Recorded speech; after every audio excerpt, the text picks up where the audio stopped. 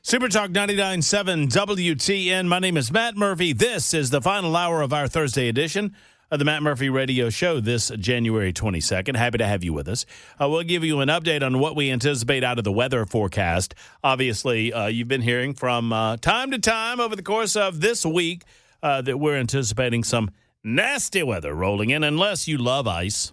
I mean, if you love ice, then this is your weekend. Because there's ice and snow and freezing rain that is expected to come down. Starting with snow for the most part, for those of us on Saturday, it will turn to either sleet or freezing rain at some point Saturday evening. Into Sunday, it will do so on Sunday as well. And then temperatures will be below freezing for the next couple of days after that, meaning that all of this crap's going to be around from Saturday till at least Tuesday and probably a little bit further than that. Necessitating, you know what, I had to call an audible on the, I got the move, and there are just a few things that have been left at the old place. And one of those things is my motorcycle. And so I've got to, I had to call an audible on the motorcycle.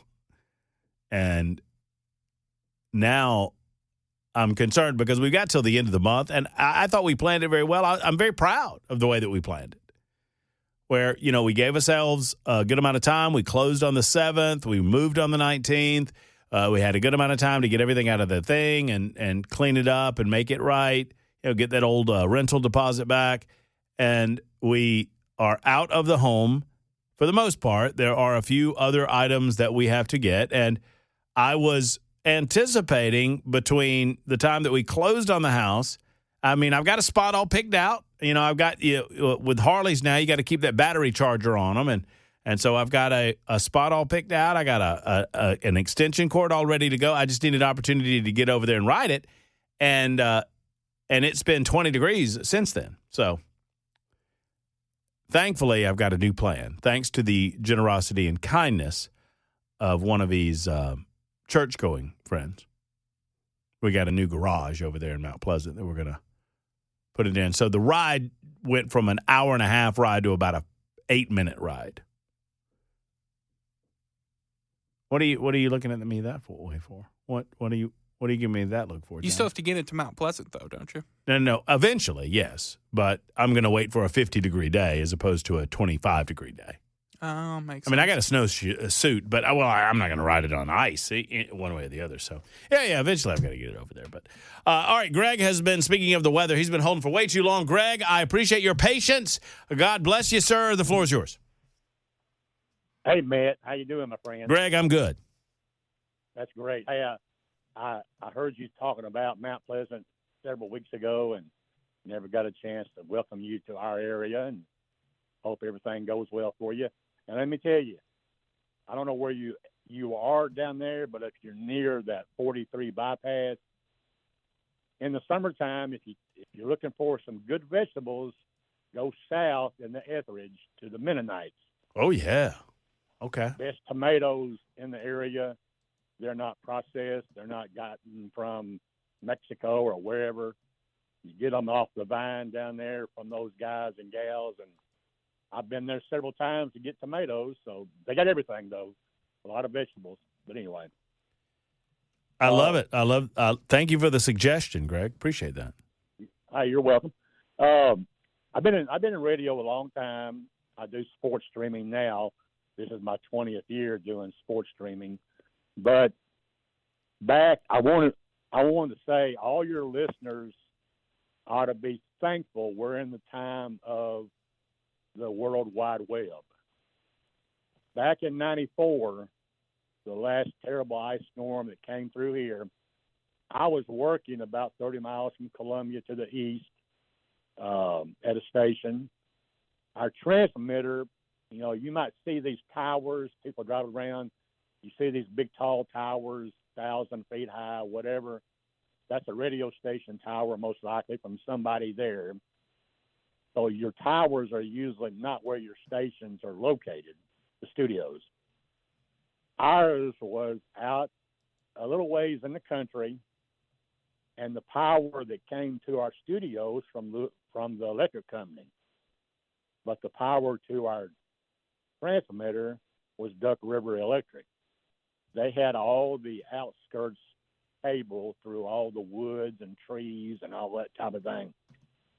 That ice storm put us off the air for 3 hours, for 3 days, because they had to make their way to the location of the power lines that were down, and it took a while to get there. Mm-hmm. So right now that could happen, and you still have your program could still be online, and people could still listen to you and be able to get notifications that, since we're in a 3 deal with the emergency management system, any kind of big important messages that are sent out to stations, they'll be able to hear everybody online. So that's a great thing going on now. But I thought I'd pass that along to you, and of course, welcome you to Murray County. Well, Greg, I mean, it's great information, and you're right. You're dead on, obviously, and I thank you for the call, and I thank you for holding to make the point. You know, we are blessed that we live in an era where we don't depend on, the radio frequency alone. I love the fact that we're still on the radio frequency, obviously, 99.7 FM. But we're also on a variety of apps. We're on TuneIn, Spotify, iHeart. We have our own app, SuperTalk 99.7 WTN. You can download any of those, and you can take us on your phone. And that doesn't require, obviously, a tower frequency. So, yes, I mean, you're correct. I think that's right, Jackson, right? We broadcast out on the app before it gets to the antenna. I mean, that happens prior to going to the tower. Yeah, I think that's right. That's got to be right. Let's go with that. So if our tower went out, we could still broadcast on the interweb. We would broadcast on TuneIn and Spotify and iHeart and our app. You could find us on streaming, 997WTN.com.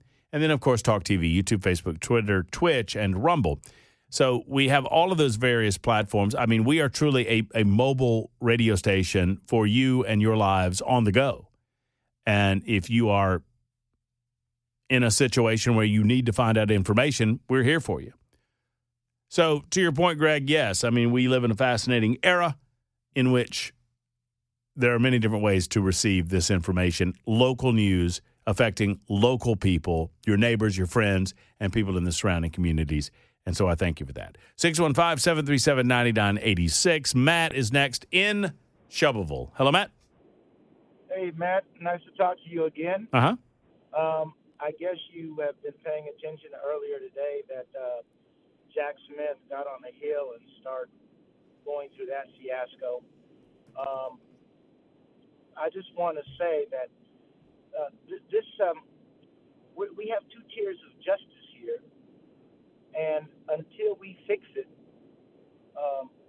we are always going to have this one of these problems in every decade. Explain to me, or help me explain to me, or what other thing that we can put into place for an alternate that the President of the United States is not can't be indicted, a sitting president. That's not in the Constitution. Now, they're making a logical argument, but I think that if we don't, then we are going to have somebody 10 times worse than Donald Trump. And I that's what I fear. I'm going to be dead by then, so I don't have to worry about it. But we have to put in guardrails so these situations don't happen. But if one person finds a way to get another person in court, and this person finds a way out, I think that's a problem. That's an operational failure. So your question to me is, why can't a sitting president be indicted or prosecuted? No, my question is, we are going to prosecute and get to the bottom of certain things, but the one who actually had the hand in it found a way to skip the process of being held accountable. And are you talking about Donald Trump? I am. Okay. So Donald Trump very well and very likely would have been prosecuted had he not won election. Okay, so now And there's also if here's the easy answer to your question. That you say, well, no one's above the law, but some are above the law. It has been determined by the Department of Justice that, and it's been upheld by the courts, that a sitting to the function of the executive branch, that it would paralyze the executive branch if we were to allow the indictment of a sitting president of the United States. But that does not mean that a sitting president would go without punishment if they commit wrongdoing. But before you punish the wrongdoing, all you have to do is impeach them and remove them from office. And then you can indict to your heart's content, and you can prosecute to your heart's content. What's wrong with that? If there is enough evidence, enough valuable information available to the American people regarding wrongdoing, it is up to the American people to impress upon their individual representatives in the House that they expect impeachment, and then to express in the Senate that they expect conviction. Now, that is a political process, but what that would do is remove a sitting president, and therefore that president then could be criminally indicted. I think that is a lot to get done in a very the Democrats impeached Donald Trump twice during his first term in office. Well, Mitch McConnell said that he was indicted the Senate, but he wanted to pass it on to the states when he get out, and he knew he couldn't do that. Well, he knew that had to be a Senate function. He knew that. Well, the Senate doesn't. The Senate doesn't indict anyone. The Senate acts as a jury, when hearing the case before the body. So an impeachment is an indictment. It's a political type of indictment. So the impeachment is, hey, we believe the president of the United States has committed high crimes and misdemeanors, and therefore needs to be removed from office. And if it is determined that they are going to impeach, that would be the indictment, and the indictment is sent over to the Senate, and the Senate acts as a jury, if you will, a court of political law, and determines the guilt or innocence of the indicted, and they returned an innocent verdict in that political process in both of the impeachments of President Trump during his first term in office. So let me ask you this. Would you agree that we need a better way of doing things? I would not. I mean, unless you explain to me what that better way would be. I'm not a lawyer, but here's. I mean, what better system? I mean, can you not? You don't have anything in mind. What better system would you want?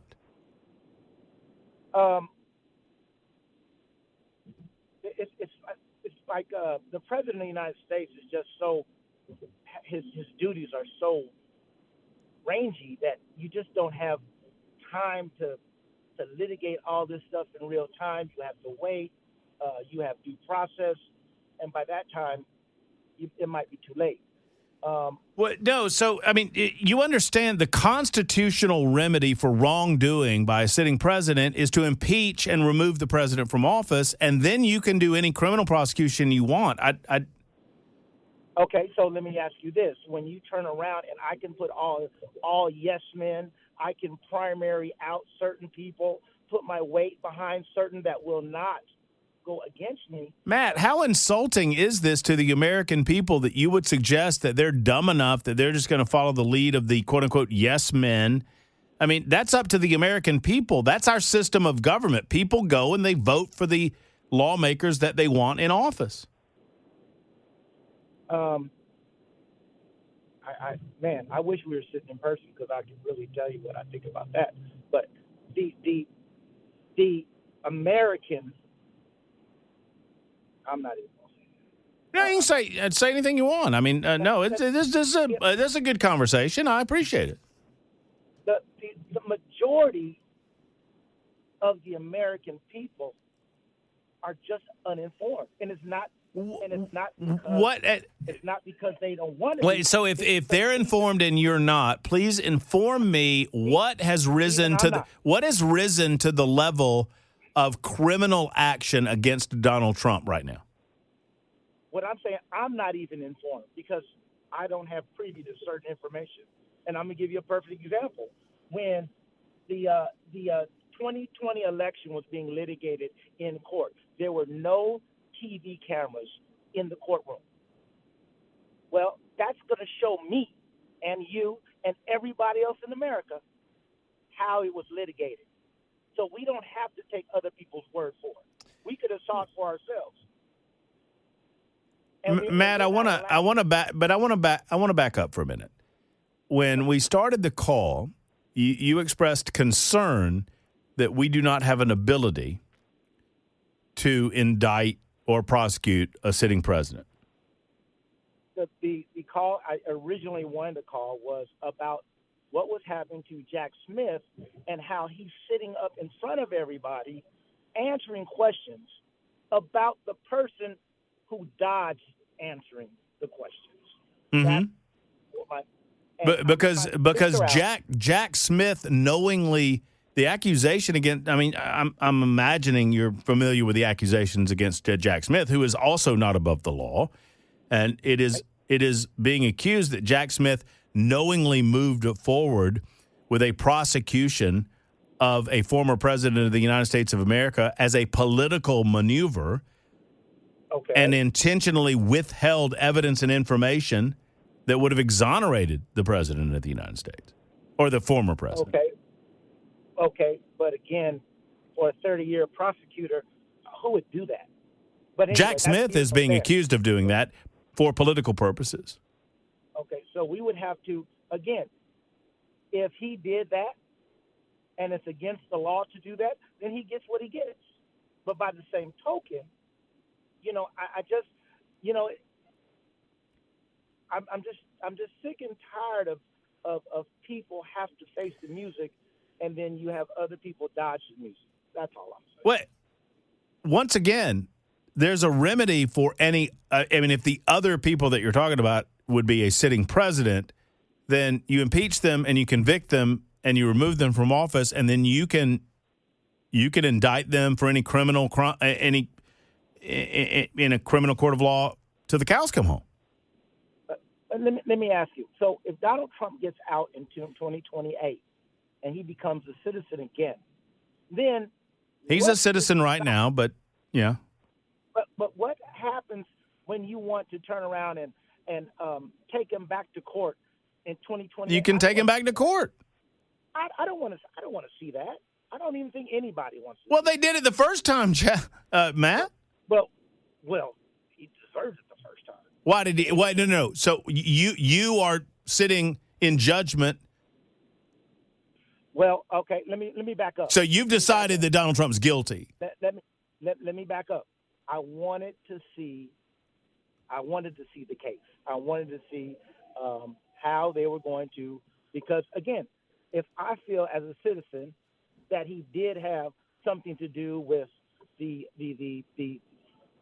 Capitol, and I think that the charge was not that he had an insurrection, but he didn't act when they were doing the stuff in the Capitol. Well, Matt, I would suggest, and I'm limited on our amount of time because I got to get to a break. But here's what I would suggest. And I get it. I mean, you're coming at this from a little bit of a different perspective, and I appreciate that. But I would also suggest that if there was that much shared concern that you have regarding this, that Donald Trump would not be the 47th president of the United States. Well, that might not be necessarily true because remember, it's like the whole pie. That's one particular part, but if it's like there's 9 parts of this, that's one part. But if I feel that the other 8 was better than that one, then I can live with it. Matt, with all respect, you seem like a very smart guy. You just seem mad that they can't get anything on Trump. No, I just don't want people. Okay, if I had a beef with you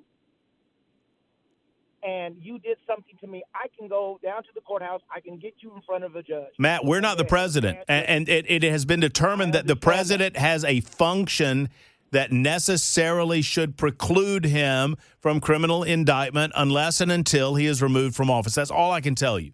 Remove him from office, and you can criminally proceed. That's all you got to do.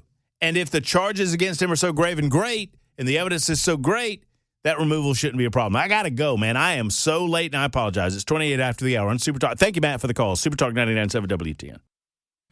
Y'all be cool. Jim Cantori's trying to scare the hell out of people, and y'all need to just turn away from it. Cantori's like now trying to convince us that we're going to get more than 15 inches of snow in Nashville and more than 3 inches of ice. It ain't true. It ain't true. He's lying, and the truth ain't in him. He is a fearmonger of the weather variety, and y'all need to be aware of that. Be aware and be wary of it. 615-737-9986, 615-737-9986.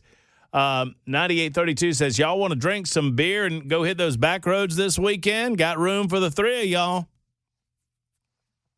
Jackson? Sounds unsafe. Yeah, it does. You in? Probably. Yeah, I'm in too. You can talk down to this Mike like he's stupid, which admittedly he can be. Why do you entertain this Trump deranged idiot? Tell him the opposite party, president and most Senate and House members, say way more and worse to incite. I'm not afraid of having a discussion with someone that has a different point of view than I do. 0108. I hope you don't either. I'm trying to cast a wide net in a big tent. What I want to do, and it was Matt, not Mike, but what I want to do is convert him, okay? I want Matt to recognize the error of his ways and come over to the good side of the force here. Speaking of the error of his ways, Justin Jones made an appearance on the Sean Hannity show recently.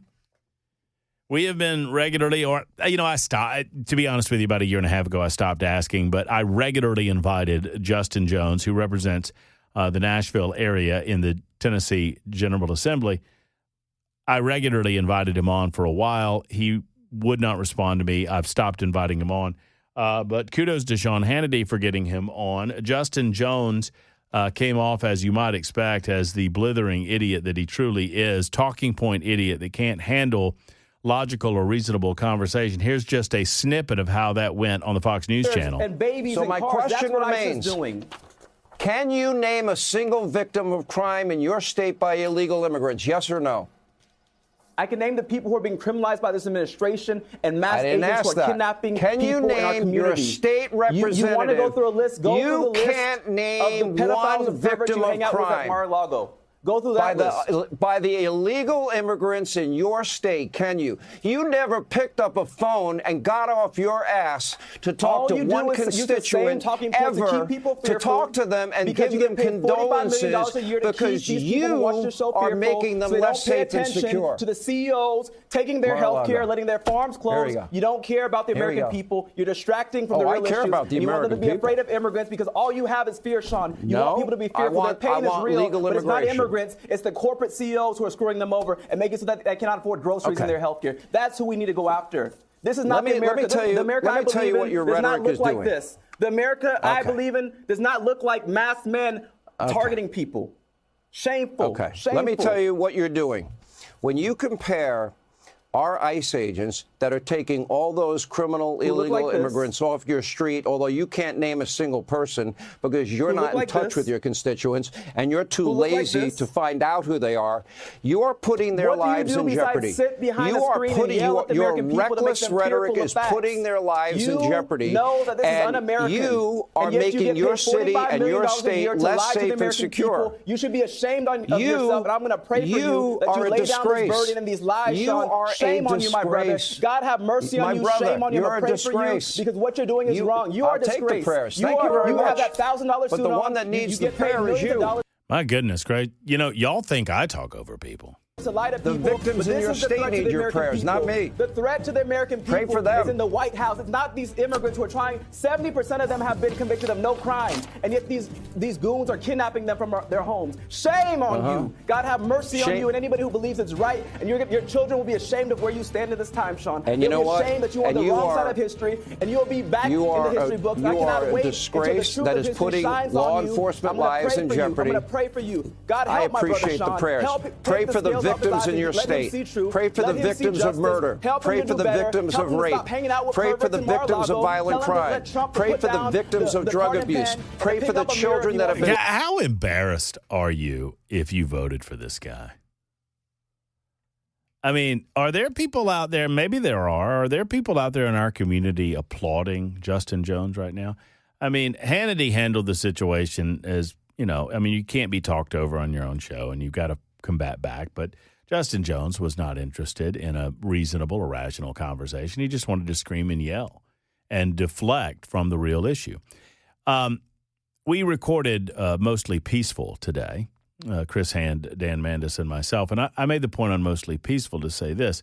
When you encounter someone as radicalized as Justin Jones, and I've made a pact with myself to try to do better at this in 2026, to engage these people and to just keep it calm and very, very simple. Very, very simple. Oftentimes, people like Justin Jones, they have very simple minds.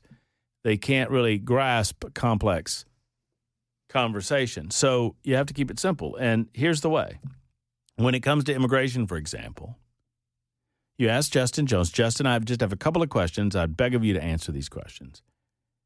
Should there be rules to get into the United States of America? We're not talking about what the rules should be. We'll deal with that later. Should there be rules at all? And the answer is either yes or no.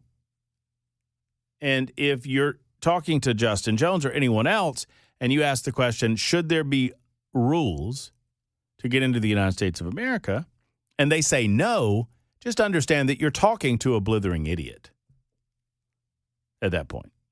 If they say no, there should be no rules. Because what they're advocating is that the United States of America ceases to exist as a sovereign nation.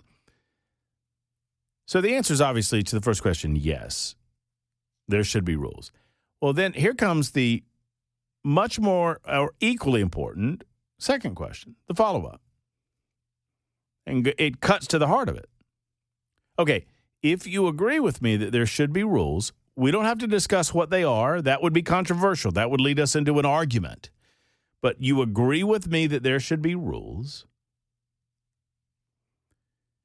What do you do to the people who break them? Do you do nothing? Or do you do something? And if you agree with me that you have to do something, then you understand that currently the law dictates that we send them back to their countries of origin. So we are following the current law. And if you don't like it, change the current law. Right now, leftists are advocating for the advancement of illegal alien immigration. They are calling for illegal aliens to be left alone. Right now, their position, it occurs to me, is to say no, there should be no rules. That anyone that can get here should be able to stay. That anyone that can cross the border should be allowed in. And oh, by the way, we don't want any border security anymore. A follow-up. So you tell me that you don't want ICE. You don't like the current situation. You don't like what's currently happening in America. What do you want all of this to look like? This is a sincere question. If you're a liberal, if you don't like Donald Trump, if you don't like what is happening in Minneapolis, if you don't like what's happening across America, if you don't like the idea of Immigration and Customs Enforcement, okay, I'm willing to listen. Tell me what that is supposed to look like then. Are we going to go back to Immigration and Naturalization Service? You know, ICE grew out of INS. INS pre-existed 9/11. ICE did not just come to be. Now, it became a different entity. It has more powerful authority, but INS existed before ICE. Do you want INS back? Do you want nothing? Do you want it to be left to local authorities? Do you want no monitoring of illegal alien activity at all? Do you want no check and balance? Are you comfortable with, a couple of thousand American citizens dying at the hands of illegal aliens every single year because we won't do anything about them in our country? Do you want the taxpayer money to go to the housing of illegal aliens who have been convicted of crimes after the fact instead of enforcing the law before they commit a secondary crime and sending them back to their countries of origin? These are questions that I would like to ask liberals. Liberals cannot argue logically, and so they fall back on emotion. And let me tell you something. This is just going to get worse. And it's going to get worse because they don't have any good ideas. And so they have to vilify, they have to radicalize, they have to point fingers, they have to call names.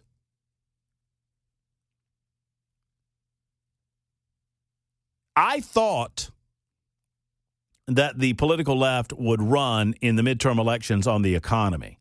But they're not going to be able to run on the economy. They're not talking about the economy anymore because the economy is doing a lot better. And Donald Trump's policies have not truly kicked in as of yet. That's going to happen in the spring. And if they can't run against this economy, if they recognize that the economy is doing too well to give them a talking point regarding Donald Trump's economic prowess, they're going to find something else. And all they've got is emotion. All they've got is burning cities to the ground. And they'll do it if they think it'll win them elections. It is 9 until 7 o'clock. You're listening to Super Talk 99.7 WTN. Lively Thursday edition. I've enjoyed it. Hope you have as well. Friday should bring about some additional information regarding the weather over the course of the weekend. What we know right now, weather coming in early Saturday morning. For many of you, this is difficult because our signal is so strong. We go from Kentucky to Alabama and all points in between. So if you are south of, let me just try to paint the picture. If you're south of I-40, odds are you're going to see more sleet and more freezing rain than you will if you're north of I-40. That line could move and shift. But the bottom line is there is going to be a line somewhere where the folks above it get more snow and the folks below it get more sleet and ice. Everything will be sleet and ice and snow because it will be below freezing. But obviously, it's more dangerous. The more sleet and the more freezing rain you get, the more danger that you encounter and the more possibility of limbs getting weighted down by the ice. That would cause them to snap in some cases. They hit power lines. Power lines get weighted down. And eventually you get power outages as a result. So we're monitoring that situation for you. The expectation is it comes in about 7 o'clock in the morning. It starts off for many of you as snow. Then it's going to convert for a lot of people into ice and into possibly a freezing wintry mix, the dreaded wintry mix. And then we're locked down. We're locked down for the rest of the week. We're locked down for Sunday, and we're locked down for the early portion of the week. We'll be here for you come hook or crook by Monday. But we'll be here tomorrow, and we'll talk all about it tomorrow. In the meantime, speaking of updates, I've got a great update regarding the criminal activity, a violation of the FACE Act, Penal Code Section 423-2. You might recall that Nakima Armstrong, who organized the event that went down at that church in Minneapolis, Minnesota, when these rabble-rousers came in and terrorized individuals inside of the church, Nakima Armstrong was all proud of herself, talking on social media, talking on news networks about her organization of the event. Well, she has now been captured. She's been arrested, and she will be charged with violation of the FACE Act, Penal Code Section 423-2. Also arrested, the bearded wonder, the bearded knucklehead, that fellow there. You come arrest me. You can kill the revolutionary, but you can't kill the revolution. Come arrest me. Pam Bondi, you want to arrest me? I'm right here. Come arrest me. You know what Pam Bondi said? And I retweeted this on the X machine. You can follow me at Matt Murphy Show. At Matt Murphy Show. I encourage you to give me a follow. At Matt Murphy Show. I'm fun over there. Pam Bondi's response to this William Kelly dude. He was like, come arrest me, come arrest me. She said, okay. And she did. He is now behind bars. And that is great news. Probably will bond out. Someone will pay his bond. And I am certain that an Alex Soros-funded lawyer will attempt to get him off of the charges. I hope that we prosecute him to the fullest extent of the law. Hey, Jackson. Yep. Let's go home and in 20 hours do it again. How about it? Sounds like a plan. All right. For Jackson Williams, for Ken by the way, also, thank you again for helping me move my stuff. It was a fun time. I owe you lunch. For Jackson Williams, for Ken Weaver, friends, have a wonderful evening. Be safe. Stay warm. This is Matt Murphy speaking and saying, hug your loved ones. So long, everybody.